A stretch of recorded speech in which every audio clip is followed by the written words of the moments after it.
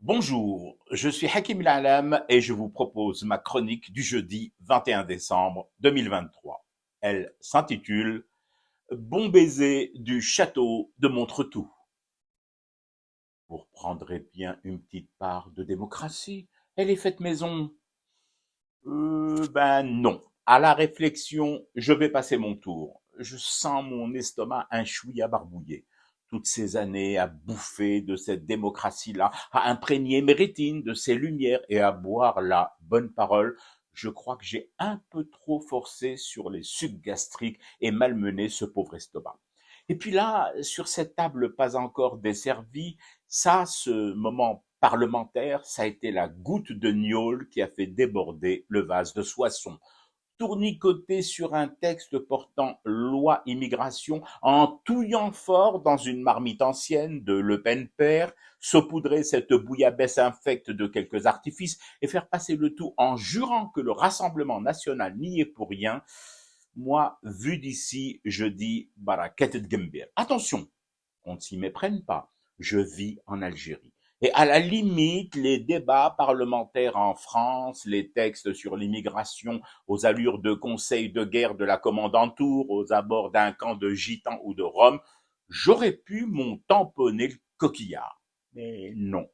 Pour une raison toute simple, nombre de mes compatriotes vivent dans ce pays. Et déjà que ce n'étaient pas les alpages suisses versant Milka et Heidi tous les jours, je n'ose imaginer ce que va devenir maintenant le quotidien de ces Algériennes et Algériens.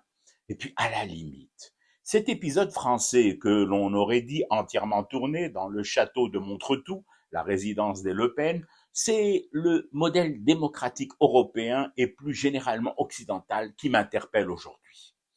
À quoi tient-il que des survivalistes, des suprémacistes, des préférentialistes, des cucuclanistes et des racistes de tous bords rances arrivent aux portes du pouvoir et, comme aux Pays-Bas par exemple, franchissent carrément ces portes pour y poser et reposer popotin longtemps sur les fauteuils de ces démocraties-là?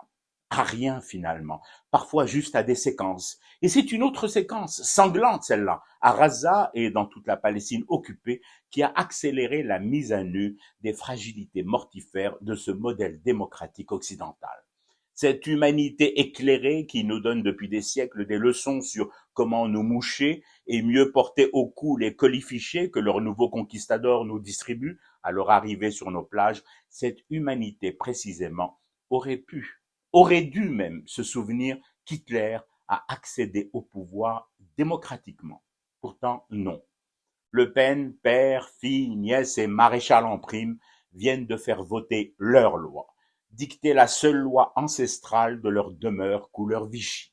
Alors question, un modèle qui intronise Adolphe et rend hommage à la ténacité triomphante de la maison Jean-Marine est-il un bon modèle? Je fume du thé et je reste éveillé. Le cauchemar continue. C'était Hakim Nalam, je vous retrouve samedi pour une autre chronique et une autre façon de dire son amour à l'Algérie.